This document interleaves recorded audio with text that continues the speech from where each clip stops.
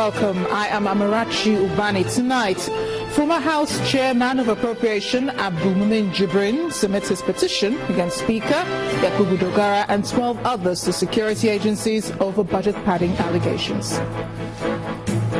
Member of the transparency group Lawal Gumol insists that budget padding has been part and parcel of the National Assembly since the beginning of the Fourth Republic.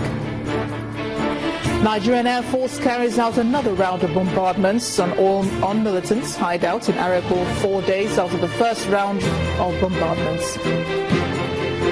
And the United States carries out airstrikes on ISIS stronghold in Libya, the first such intervention coordinated with the Libyan unity government. And on business news tonight, federal government seeks $1 billion support loan from African Development Bank. On sports news, Rafa Nadal's chances of representing Spain at this year's Olympics remain in doubt over his fitness concerns.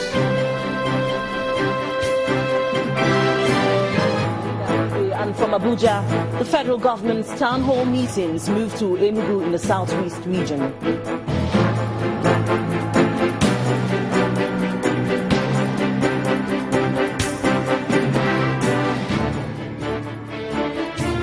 Former House Chairman on Appropriation Abdulmumin Jibrin has made true his threat to submit more documents to back his allegation of corruption on some members of the House. Representative Jibrin today submitted a petition at 4 federal government agencies against the Speaker of the House, Yakubu Dogara, and 11 others. The petition was submitted at the Independent Corrupt Practices and Other Related Offences Commission, the Economic and Financial Crimes Commission, the Department of Security Services and the Force Headquarters, all in Abuja. Speaking with journalists shortly after submitting his petition at the ICPC, Jibrin said if the accused could be prosecuted, found guilty and sent to jail, it would send out a powerful signal of President Muhammadu Buhari's war against corruption. The lawmaker had accused the Speaker and 11 others of padding the 2016 budget through unnecessary insertions.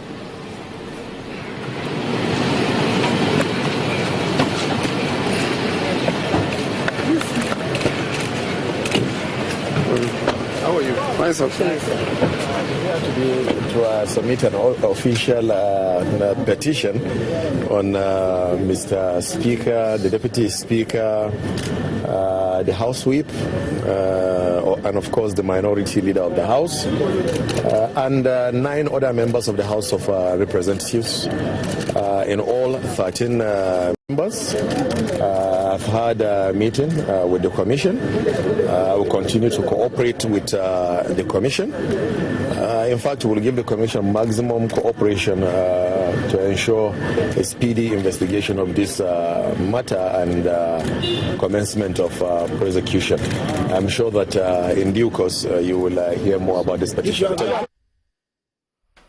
Ever since the budget padding controversy came out, there have been accusations and counter-accusations by members of the 8th Assembly, with fingers pointing at the culprits. Right in the eye of the storm is former Chairman, House Committee on Appropriation, Abdulmumin Jibrin, who is accusing the Speaker, Yakubu Dogara, of masterminding the act.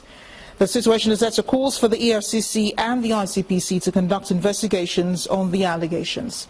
In this report, our correspondent, Orelu Ashonibare, looks at how much uproar this new word has caused. There is a new vocabulary that is unsettling a lot of nerves in the 8th Assembly. One that is set to open a can of worms. So tell us what exactly this padding is. What exactly is it? Mope, thank you so much. Padding is to insert something into a document with the intention of comforting yourself or distorting information. Check any dictionary, that's the definition of padding. It appears these insertions has been a long-time activity of those charged with the responsibility of assessing the budget presented by President Muhammadu Buhari. This is something that has been happening since the beginning of Obasanjo regime. But what has been happening is that when we came in the 7th Assembly, we said we don't like padding. We want a situation where everything in the budget will be transparent so that every member can be able to explain to outsiders that this is what happens in the budget and this is what is happening now. But they refuse, and we did not come out before because we thought we can be able to fight it internally. to stop it internally. So on the ex-assembly, on the corner of the ex-assembly, the first thing we were fighting was padding. But there are those who deny knowledge of the activity. This issue that you people talk about budget padding, there is nothing like budget padding. If it is the National Assembly that works on a budget, then you don't call it padding. Because padding is like illegality. But when you think add and subtract a budget, is that you are working on the budget. See, these are two different things. The claim is refuted because the knowledge of this act is said to be known by those at the head. I came to the National Assembly 2011, and I was fighting padding since 2012. And every year there was padding in the National Assembly. Ndume knows about padding since when he was in the House of Representatives. Let him say the reality. Let him say the truth. I'm very sure Ndume was a member of the House of Representatives for many times, and he knows that there was padding. Accusations, allegations, suspicions. Fingers pointing at each other with uneasy calm. As the matter slowly unravels itself, there is a realization that in the end, truth and justice must prevail. For a nation desirous of moving out from the doldrums of economic recession, issues such as this is not just embarrassing to those involved, but also sends a signal to those who will come after them that corruption in Nigeria will no longer be tolerated. Orolu Ashonibare, Channel Television News.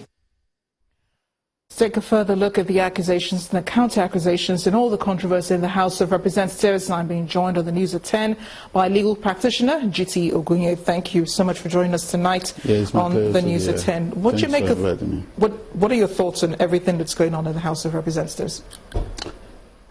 Well, I'm saddened by this development because, very unfortunately, we have a National Assembly, very unfortunately, that is being perennially described as a house of fraud. And that's not a good advertisement for any National Assembly. Before now, Nigerians have been battling with this National Assembly and the other before it on the issue of their humongous emolument that has no justification. But on top of that now, we're having this. One cannot but be saddened because Nigerian people fought very hard to bring about democracy, and they weren't expecting that we'll have this gross abuse of legislative process. Because when a legislative house is accused of using its basic work, an appropriation act, aside amending a constitution, what the legislature does, particularly the National Assembly, having regard to the provision of Section 4(2) of the Constitution, is to make laws for the good, order, and for the peace, order, and good government of Nigeria. And so when you have a legislature that has been accused of using an appropriation act, if in terms of grading, when you talk about the Constitution, you talk about the Appropriation Act, using an Appropriation Act as a vehicle of fraud, it can be very saddening. Now that it's all in the open and, you know, mud is flying everywhere, what do you think the ICPC and the EFCC should do? Should they step in now? Yes, they should step in. As a matter of fact, 4 or 5 days ago, in this station, I called for the anti-corruption agencies to step in. And on that occasion, I made the point, and I want to make it quickly here, that the National Assembly, the two houses, usually resort to Section 88 and 89 of the Constitution whilst conducting public investigation. But on this one, they cannot be investigating themselves over these allegations and counter-allegations. And so it's meet and proper for the National Assembly, even without the petition that has been submitted today, the leadership of the National Assembly, both houses, and in particular the House of Representatives, to invite the anti-corruption agencies to investigate these allegations. Because of the implications of these allegations, let's face it, we're talking about the possibility of a cocktail of criminalities here. And I can wade through them. Either the Money Laundering Act, Section 15, if you convert or transfer any proceed of crime, particularly bribery and corruption, you're talking about money laundering. If you're talking about criminal breach of trust by a public officer under Section 315 of the Penal Code, you're talking about a crime here. If you have dominion over property, and now you have dominion over a budget, and then you start inserting and removing and wiring money into fictitious heads that you then vacuum and go and use later, that's a crime, and I can go on and on and on and on and on. And but so do you think this is probably because of situations like this that the House was once arguing over immunity for members? Yes, I think that the chicken has come home to roost now. Under the Legislative House's Powers and Privileges Act, the leadership of the House has immunity. That's true.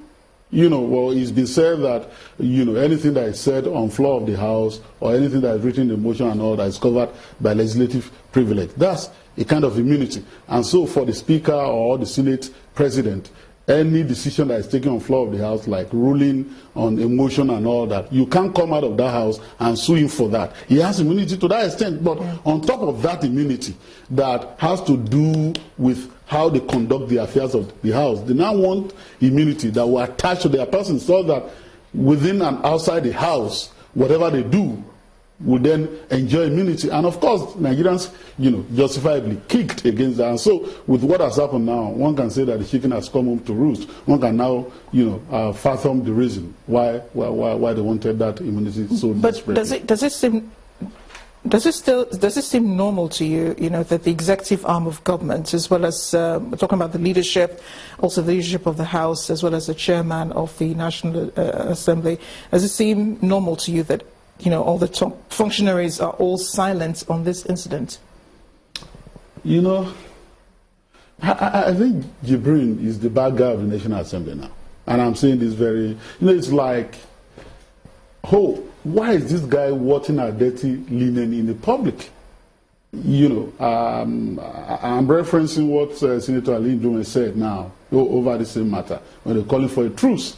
And so the conspiratorial silence that we're witnessing is emblematic of a kind of acceptance that, we know that this has been going on all this while, and we can now understand why former President Olusegun Obasanjo is always at daggers drawn with this National Assembly, inviting them to a brawl, and it's been a tit for tat for long, calling them all sorts of names, and then they will have a riposte and all that. And so we can now see, but it's sad for me.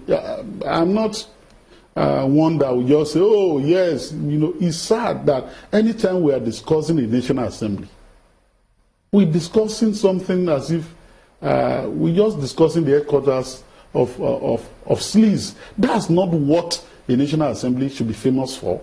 That is not. That anytime we're discussing this National Assembly is about problems, is about money moving hand and all that. And this has now hit the real issue on the head, which strikes at the doctrine of separation of powers.